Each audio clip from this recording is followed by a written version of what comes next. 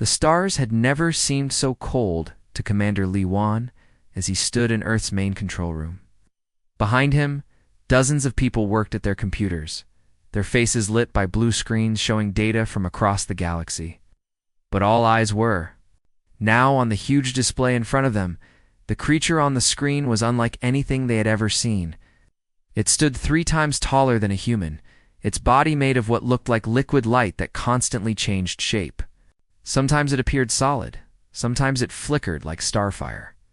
When it spoke, its voice came from everywhere at once. "I am Vorath, Speaker of the Celestial Conclave," the being announced. Its words seemed to shake the very air in the room. "We have watched your kind spread across the stars like insects. You have taken worlds without asking. You have built cities where none should exist. This ends now." General Park Min-ho stepped closer to Li Wan. His weathered face showed no fear, but his hand rested on his weapon. Next to them, Dr. Kim Yuna frantically typed on her tablet, recording every detail of the alien's appearance and words. The creature continued speaking. "For 10,000 of your years, we have guided the galaxy. We have kept peace. We have prevented chaos.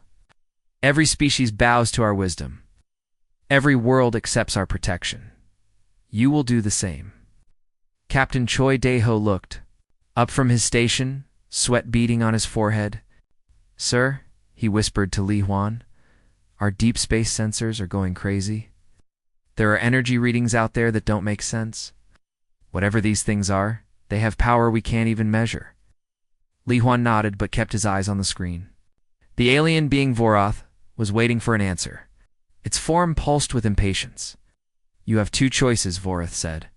"Submit to our rule, and your species will be protected and guided. Refuse, and you will learn why no one has ever dared to defy us before.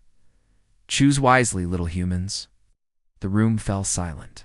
Everyone waited for their commander's response. Li Wan had led humanity through many crises, but nothing like this. These were beings that claimed to rule the entire galaxy. They spoke of power beyond imagination. They wanted Earth to surrender without a fight. But Li Wan thought of them, children playing in Earth's parks. He thought of the colonies where humans had built new homes among the stars. He thought of the explorers pushing ever deeper into space, driven by curiosity and hope. Humanity had come too far to bow down now. He stepped forward to the communication. His voice was calm and steady when he spoke. "We thank you for your Vorath. But humanity has always chosen its own path. We mean no disrespect to you or your conclave. However, we must decline your guidance. We prefer to make our own decisions." The silence that followed seemed to last forever. Vorath's form stopped moving. The liquid light that made up its body froze in place. When it finally spoke again, its voice carried something that sounded like shock. "You refuse us?" Vorath asked. "No species has ever refused the Conclave's protection. It is not possible. You do not understand what you are saying." "I understand perfectly," Li Wan replied. "We choose freedom over protection. We choose to make our own mistakes rather than live under someone else's rule, no matter how wise they claim to be." Vorath's form began to glow brighter. The light was so intense that several people in the control room had to shield their eyes. "You dare to lecture us about wisdom. We are gods. You have shaped stars and moved planets. You have prevented wars. That would have destroyed millions of worlds." "Maybe," Li Wan said simply. "But we'd rather face those challenges ourselves than let others face them for us." The alien being seemed to struggle with this concept. It flickered between different shapes, as if it couldn't decide how to appear. Finally, it settled on a form that looked almost human, but made of pure energy. "This is your final chance," Vorath warned. "Accept our rule, or face consequences beyond your understanding." "We do not make empty threats. Neither do we make empty promises," Li Wan answered. "And we promise that humanity will never kneel to anyone." The transmission ended abruptly. The screen went black, leaving the control room in relative darkness. For a moment, no one moved. Then the normal sounds of work slowly resumed as people returned to their stations. Dr. Kim Yuna approached Li Wan with her tablet in hand. face was pale but determined. "Commander," she said quietly, "I've been tracking similar energy patterns for months. They've been testing us, watching us. I think we're about to find out what kind of power we're really dealing with." General Park Minho joined them. "Should I alert all military commands?" he asked. Li Wan looked out at the stars through the control room's main window. Somewhere out there, beings with godlike power were probably planning humanity's punishment. But he felt no regret about his decision. "Yes," he said, "alert everyone. And tell them this. We may not be gods, but we're human. And humans don't give up without a fight." That night, as emergency meetings began across Earth and its colonies, no one slept easy. The age of humanity's innocence among the stars was over. The real test was about to begin. 3 months had passed since Commander Li Huan refused the Conclave's demand. Earth's colonies continued their daily work, but everyone knew something was coming. The waiting ended when the mining colony on Kepler 44 to be suddenly stopped answering radio calls.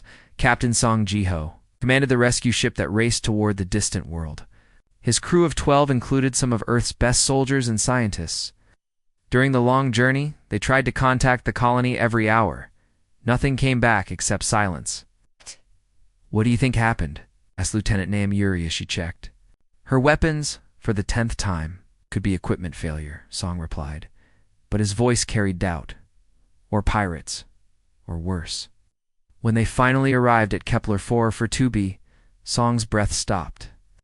The planet looked like a giant jewel floating in space. Its surface gleamed like perfect mirror, reflecting the light of its sun in brilliant flashes. Where there should have been brown dirt and green plants, everything sparkled like crystal. "Sir," whispered pilot Lee Jinha from the control seat, "I'm reading life signs down there. Lots of them. The colonists are still alive." Song felt relief and confusion at the same time.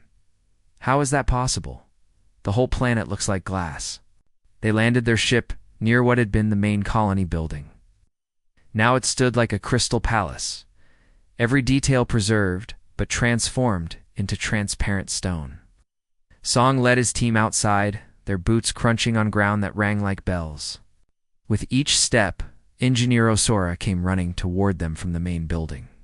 Her environmental suit was beeping wildly, its sensors unable to understand what they were detecting.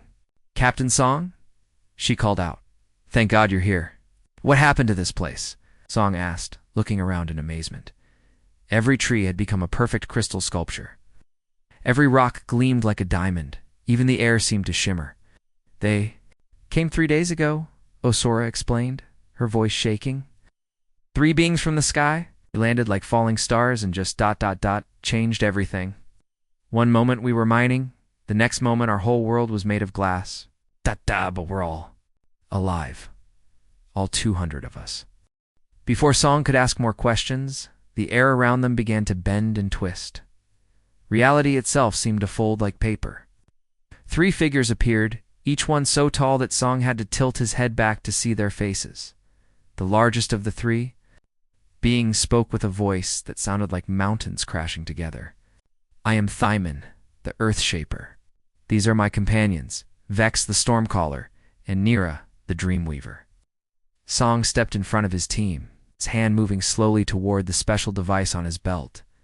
Dr. Kim Yuna had given it to him before this mission, calling it humanity's first real weapon against beings like these. "Why did you do this?" Song asked. "Why turn their world into crystal but leave them alive?" Thyman's laugh shook the ground. "To send a message to your commander Li Huan. This is what happens to those who refuse the Conclave's wisdom. We could have destroyed everything, but we chose mercy. Your people will see this world and understand that resistance is pointless."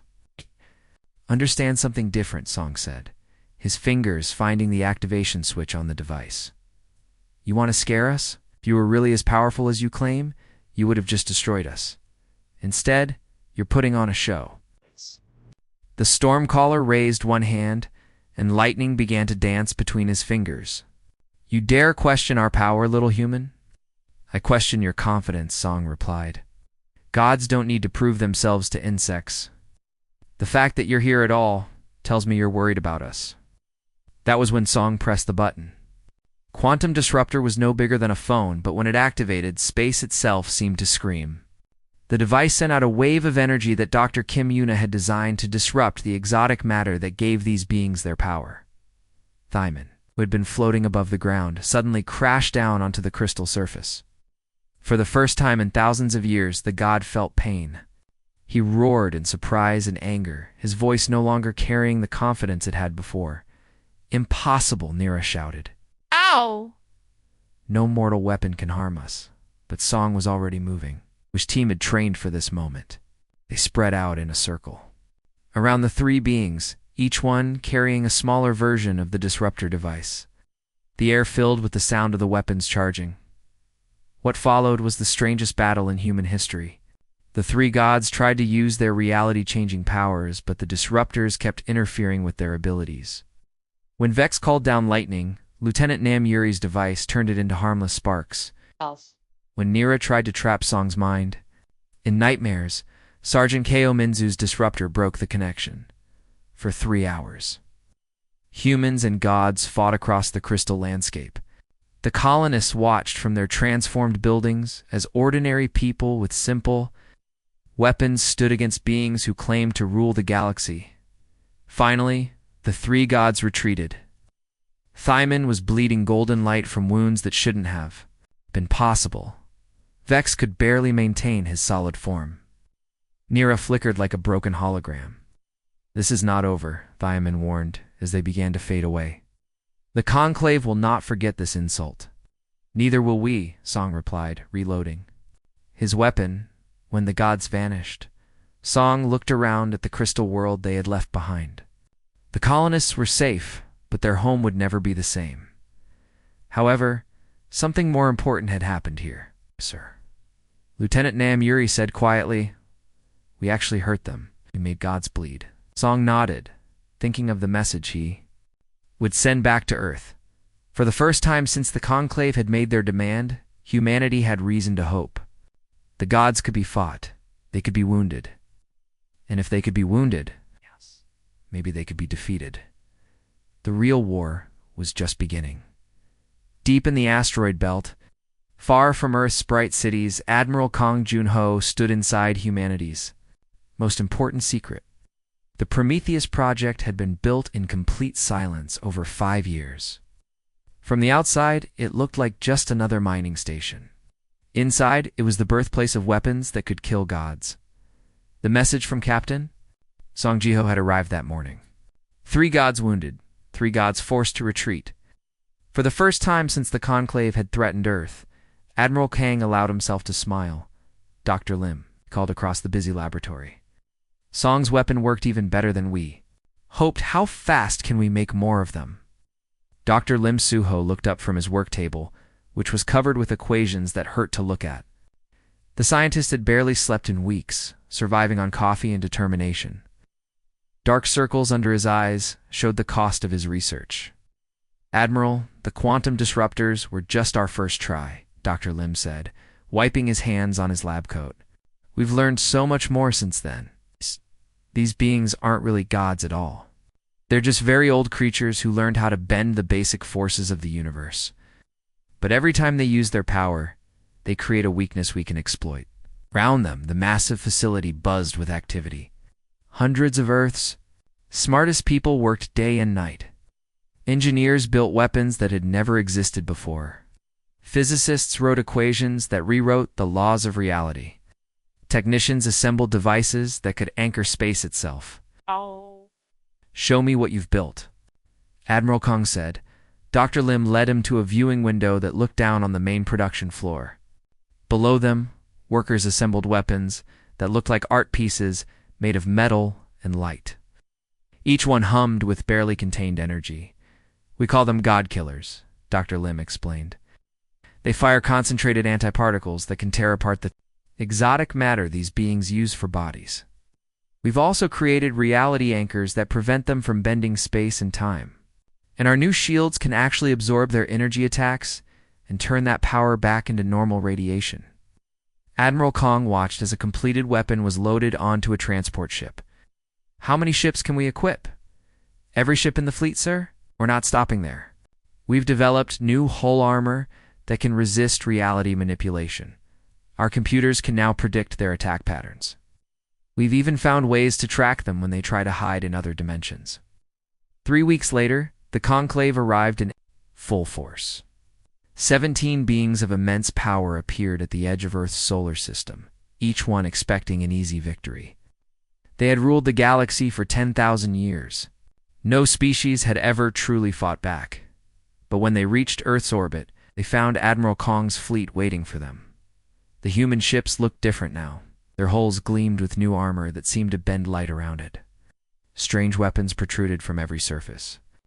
In between the ships, floating devices created invisible barriers in space itself. Voroth, Speaker of the Conclave, materialized on the bridge of Admiral Kong's flagship. His form was even more impressive than before, made of pure energy that shifted between different colors. "You have made your choice," Voroth announced. "Now face the consequences. Surrender immediately, and we will make your deaths quick." Admiral Kang stood calmly at his command station. Around him, his crew worked with quiet efficiency. "I have a better idea," he replied. "Why don't you surrender to us? We might even let you live." Voroth's laugh shook the entire ship. "Arrogant insects. You cannot fight gods. Let's find out," Admiral Kong said, and pressed the attack button. The Battle of Seoul began with light that could be seen from Jupiter. The Conclave unleashed powers that had destroyed entire civilizations. They threw miniature black holes at human ships. They tried to turn space itself inside out. They called upon forces that existed before the universe began. But humanity was ready. The reality anchors held space steady, preventing the gods from using their most powerful abilities.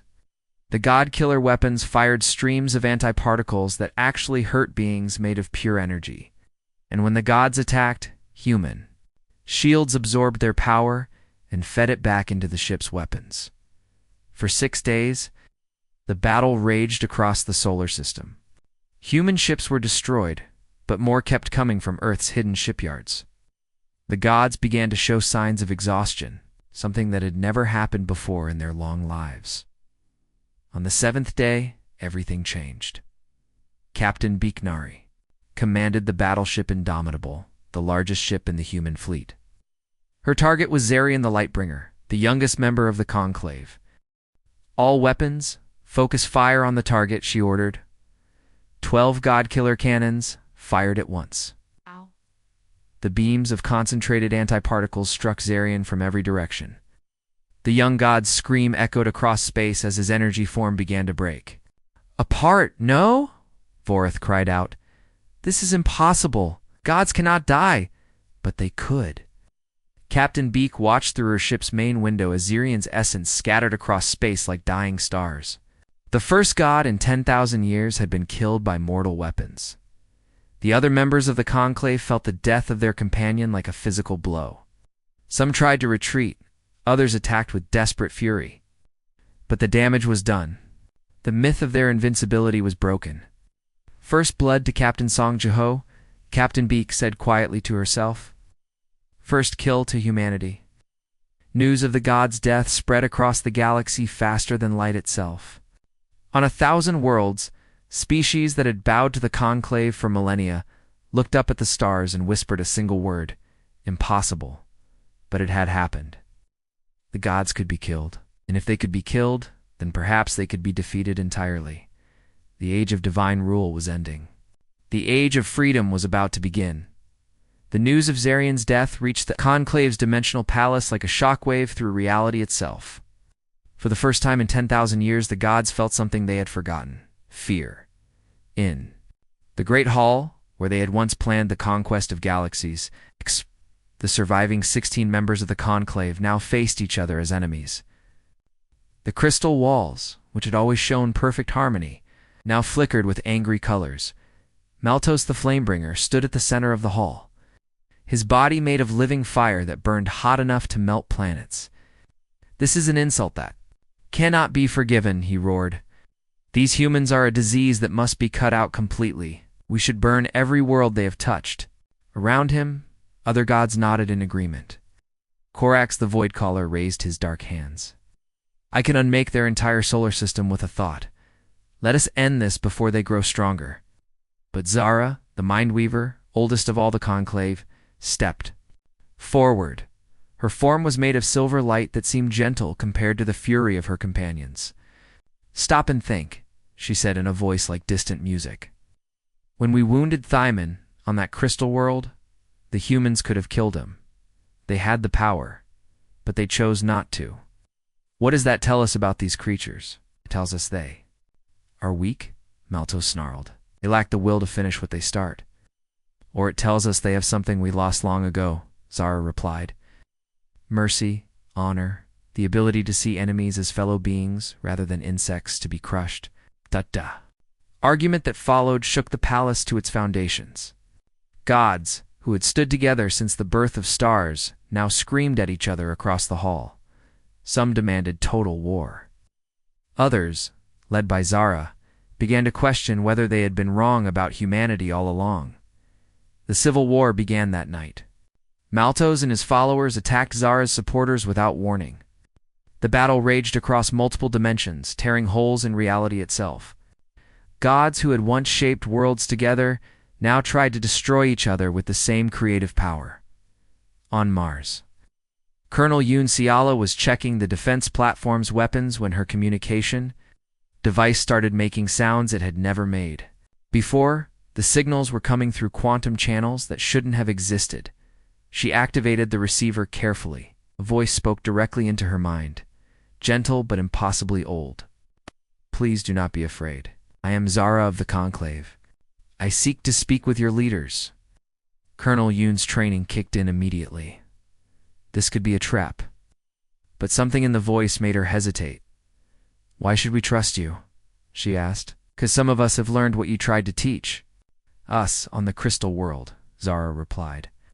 "That strength without wisdom is just destruction. That power without mercy is just tyranny.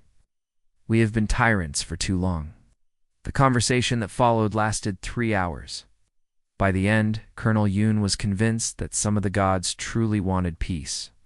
She sent an immediate message to Admiral Kong and the other human leaders. Within days, secret meetings were happening across the galaxy. Human ships met with gods who had broken away from the Conclave. The conversations were careful and slow, with weapons ready on both sides. But gradually, trust began to grow.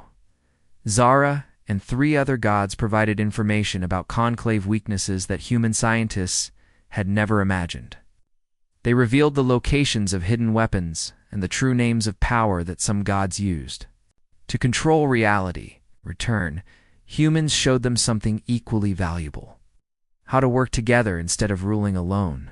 The war that followed was unlike anything the galaxy had ever seen. Lieutenant Han Taiyang led mixed teams of human soldiers and reformed gods on missions across 100 worlds. They found planets where entire species had been enslaved for thousands of years, forced to worship beings who saw them as pets. Kepler 186f. Han's team liberated a species of crystal beings who had been turned into living statues by a god named Vorthok, the Crystallizer. The moment Vorthok was defeated by a combination of god-killer weapons and attacks from Zara herself. The crystal beings came to life for the first time in 3,000 years. "Thank you," their leader whispered, tears of pure light falling.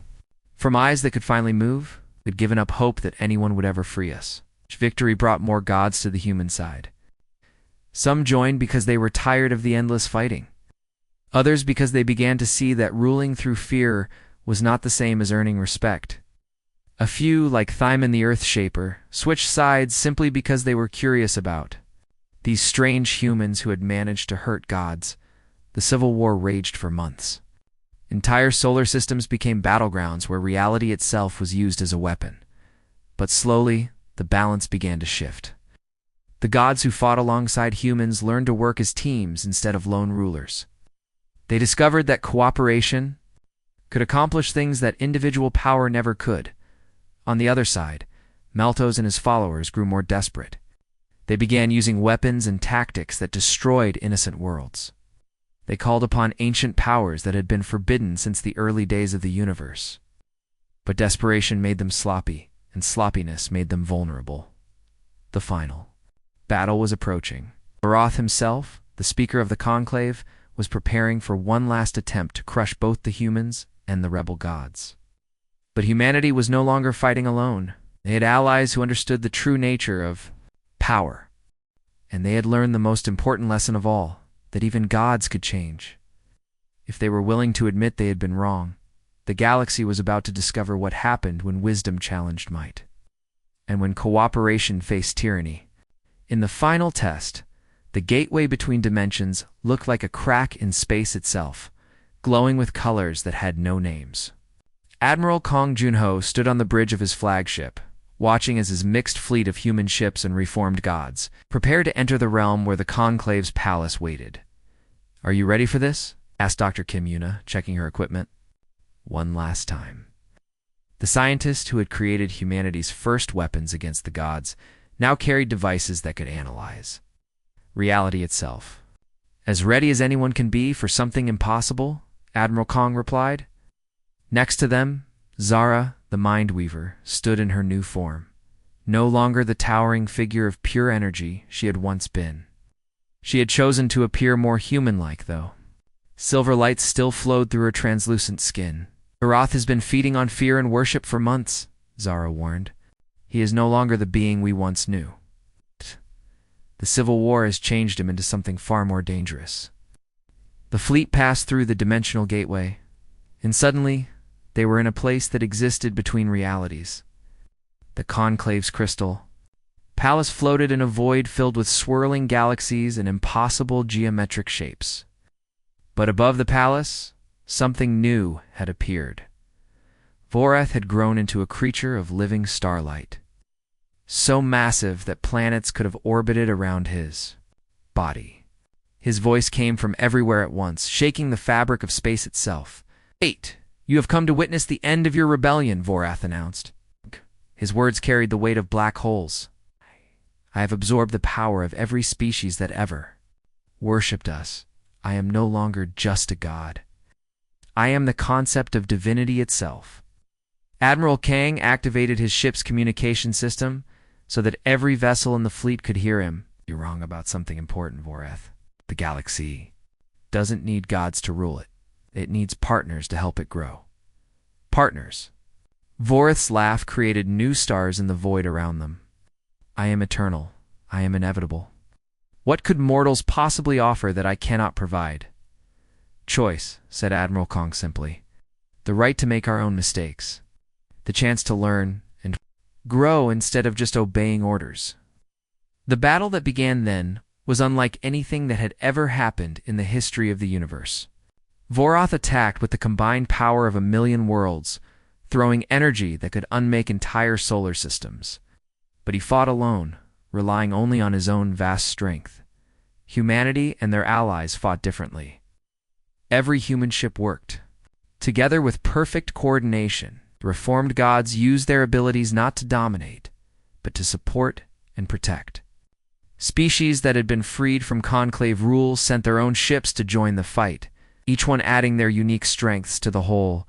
Captain Beeknari led a squadron of ships armed with the latest god-killer weapons directly at Voroth's core. "All units focus fire on the energy matrix," she commanded. The combined beams from dozens of ships struck Voroth simultaneously, causing him to stagger for the first time. Lieutenant Han Taiyang coordinated with 3 reformed gods to create a reality anchor around Voroth's feet, preventing him from escaping to another dimension. "He's trapped," Han reported. "Now's our chance." But it was Zara who delivered the final blow. She had learned something from humans that the other gods had never understood. Sometimes the greatest power came from giving up power willingly. She opened herself completely, allowing every other being in the fleet to share her godlike abilities for just one moment. Suddenly, every human soldier, every freed alien, every reformed god fought with the strength of divinity itself. But they used that strength not for conquest, but for liberation. The combined will of 1,000 different species, all working together by choice rather than force, proved stronger than even Voroth's stolen power. When the light faded, Voroth lay on the crystal floor of his own palace, no longer a giant of living energy. He looked almost human now, confused and weak. I don't understand, he whispered. I had the power of gods. How did you defeat me? Admiral King knelt beside the fallen speaker. Because power taken by force is always weaker than power given freely. Every species that worshipped you did so because they were afraid. We fight together because we choose to. Around them, the surviving members of the conclave emerged from hiding. Some had fought to the end for the old ways. Others had joined the rebellion early. But all of them now looked at the humans with something that might have been respect. Diamond, the Earthshaper. His crystal body, now cracked but healing, spoke for all of them. We yield, he said, his voice no longer carrying the rumble of mountains. Not because you defeated us, but because you taught us something we had forgotten. True leadership comes from service, not from power.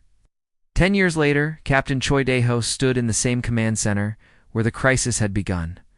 But now the room was filled with beings from dozens of different species, working together to solve the galaxy's problems. Dr. Lim Soo-ho, now old and gray but still curious, joined him at the observation window. Below them, human children played. With young aliens in the station's educational center, former gods worked as teachers and advisors, sharing their vast knowledge while learning about cooperation and humility. Do you think we did the right thing? Dr. Lim asked, sipping his tea. Fighting beings who really were gods. Choi smiled as he watched a reformed god helping. A human child with a mathematics problem, while an alien artist painted a picture of them together. I think we've proved that being godlike isn't about having power over others. It's about using whatever abilities you have to help others grow. In the end, humanity hadn't conquered the gods. They had taught them the most important lesson in the universe, that true strength came not from the ability to force others to kneel, but from the wisdom to know when to stand up, and the courage to help others stand with you. The galaxy was free, and it would stay free, because now everyone understood that freedom was something worth protecting together.